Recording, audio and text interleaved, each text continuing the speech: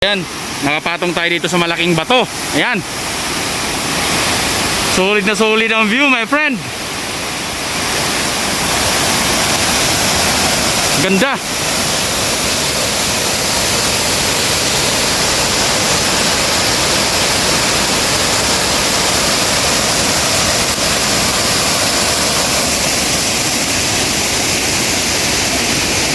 Good morning, good morning, good morning. It's a beautiful day. Andito tayo ngayon sa Vega Falls. Ang ganda ng pangalan, no? Vega. So, adventure muna tayo ngayon. Waterfalls adventure. Samahan niyo ako. Let's go. Para siyang Tinago Falls ng Iligan City. So, ito, pababa din siya. So, alam na, pabalik. So, maraming nagsasabi na mahirap daw talaga yung pabalik. So, malalaman natin ngayon. So dito tayo sa hagdanan ngayon. Medyo madulas ang hagdanan pero hindi naman masyado. So itong waterfalls na pupuntahan natin ngayon, ito yung pinakakatagong yaman ng Agusan del Sur na matatagpuan dito sa Barangay Mabuhay, Prosperidad, Agusan del Sur. Na-develop na rin talaga ang lugar na to, mga lodge. So tulad nito, mahaba-habang lakaran sa hagdanan. So may mga waiting shed naman kung sakaling gusto mong magpahinga. So ayan, medyo malapit na siguro tayo. At dito pa lang sa taas ay maririnig na natin ang tubig ng waterfalls, ng Vega Falls. So pag pupunta tayo dito mga lods, ay ihanda nyo na sarili nyo kasi medyo adventure din talaga. Tingnan nyo naman ang hagdanan. Mamma mia, pababa ng pababa. Maganda pag tag-init talaga pumunta dito para hindi masyadong madulas ang hagdanan. And finally mga idol, nandito na tayo sa baba ng destination natin for today. Ayan, dito pa lang. So sabi nila, 3 falls daw to. So pupuntahan natin lahat ng falls ngayon, bahala na. Bahala nang manginginig ang tuhod natin. Wow, ang ganda. Buti na lang malinaw ang tubig kahit umulan kagabi. Ayan, may mga cottages. So ganyan yung itsura ng mga cottages. Tingnan nyo naman, pang mayaman yan, men. Dito lang yan sa Agusan del Sur. Ito yung view sa pinakaunang falls dito. Ang ganda. So akit tayo dun sa taas mamaya para sa pangalawang falls. Mamma mia, dito pa lang sa baba mga idol ay sobrang ganda na. So tingnan nyo naman, linggo ngayon, wala pa masyadong tao pero may paparating ng mga tao dito na nakasunod sa amin. So ayan, tiba-tiba kasi view dito. Ay, hinihingal na ako mga lods. Pero mawawala ang pagod mo sa sobrang ganda ng lugar na to. Tingnan nyo naman, ito ang falls 2. Ito na yata yun. So aakyat pa tayo para doon sa falls 3. Hingal pero hindi ako nakakaramdam ng pagod. Dito na tayo sa falls 3 na sinasabi nila. Ito na idol. Oh my goodness. Napakaganda. Puriya biyag.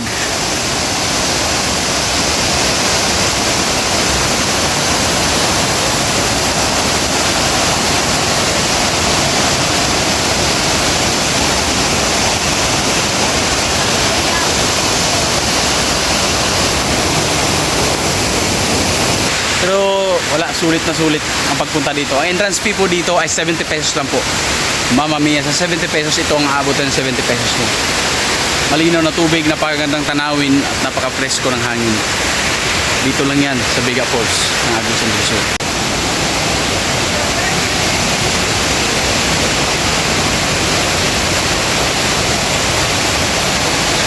Yan, may mga life jacket din sila dito.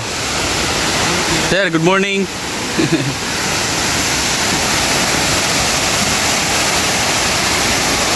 Napakaganda. Ito na yung panghuling falls. Ang ganda.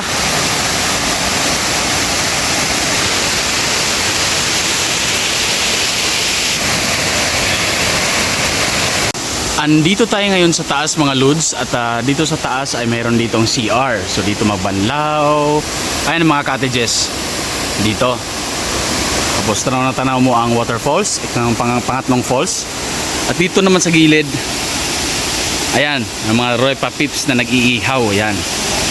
Sa kanila po yan. Nag-iihaw. Ayan. Mga visitors yan. Yan.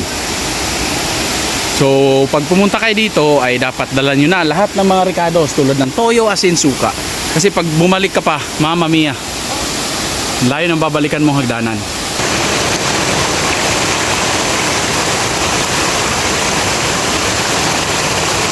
So, mga lods, dito tayo ngayon sa Bukana mismo ng falls. Ayan, napakaganda ng tanawin dito. Tingnan nyo naman.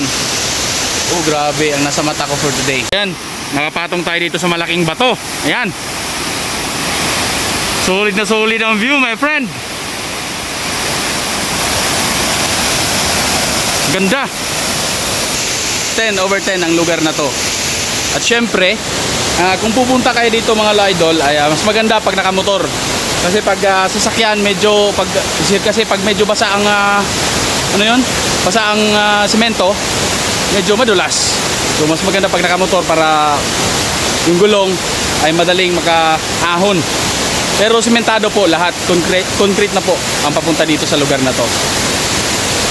So yun, pwede ka magdala ng pagkain, walang corkage. Tapos yung cottage, nakikita mo yan, mga cottages na yan, 150 lang po ang bayad dyan. So sa life jacket ay 20 pesos lang, Mamma Mia, 20 pesos lang. Tapos entrance fee ay 70 pesos.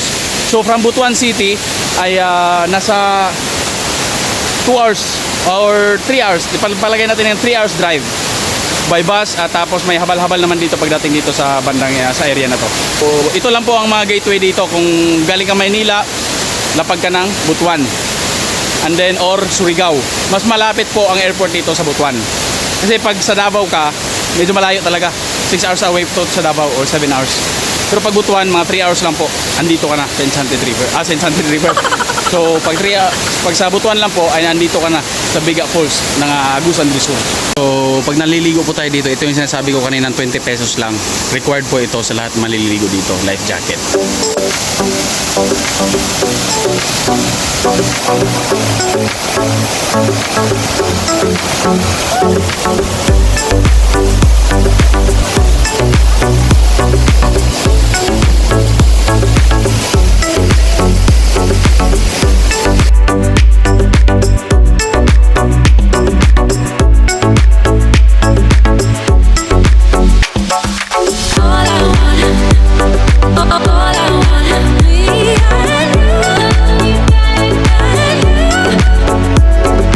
Been so long,